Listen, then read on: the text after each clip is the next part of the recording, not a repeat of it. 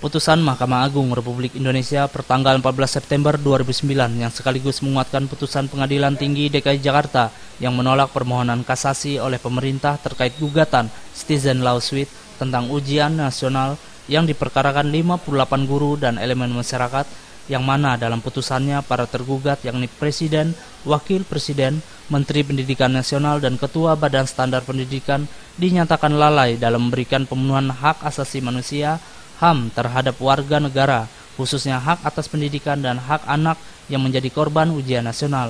Pemerintah juga dinilai lalai dalam meningkatkan kualitas terutama sarana dan prasarana sekolah, akses informasi yang lengkap di seluruh daerah sebelum melaksanakan kebijakan ujian nasional. Pemerintah juga diminta segera mengambil langkah-langkah konkret mengatasi gangguan psikologis dan mental peserta didik usia anak akibat penyelenggaraan ujian nasional. Namun pemerintah dalam hal ini Kementerian Pendidikan Nasional tetap bersikukuh menyelenggarakan ujian nasional dengan alasan tidak adanya keputusan eksplisit dari Mahkamah Agung yang melarang ujian nasional. Berangkat dari putusan MA inilah yang dipertanyakan oleh Rugas Binti selaku anggota DPD MPR RI Provinsi Kalimantan Tengah. Rugas menilai kualitas guru, sarana dan prasarana pendidikan di daerah seperti halnya di Kalteng belum terpenuhi oleh pemerintah. Dalam hal ini pemerataan kualitas pendidikan, sehingga pelaksanaan ujian nasional masih perlu dipertanyakan.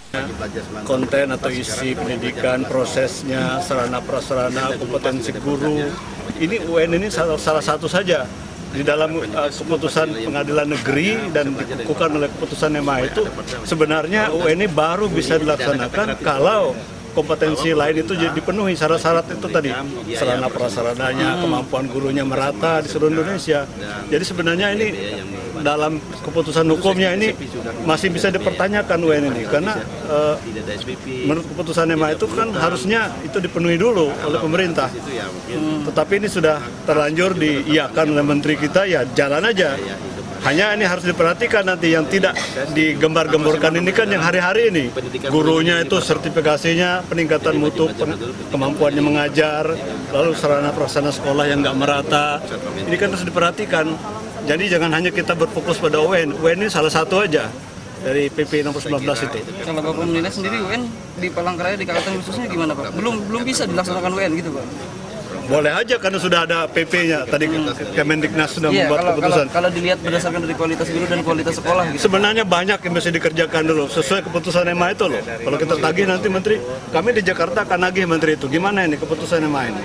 Sudah nggak dilaksanakan pemerintah. Kalau itu sudah dilaksanakan, baguslah. Artinya dalam pelaksanaan ini sekolah berada pada posisi yang sejajar. Kemampuan gurunya, sarana prasarananya, nah itu kita tutup nanti. Seperti diketahui, kelulusan peserta didik 60%-nya ditentukan dari hasil ujian nasional dengan nilai standar 5,5. Maka tidaklah mengherankan jika ujian nasional menjadi momok yang menakutkan bagi peserta didik. Karena tidak menutup kemungkinan siswa berprestasi di sekolah yang berada di daerah tidak lulus dalam ujian nasional dikarenakan kualitas pendidikan yang tidak merata. Hal ini pula yang banyak menyebabkan peserta didik mengalami gangguan psikologis akibat tidak lulus ujian. Topan Setiawan, Borneo TV.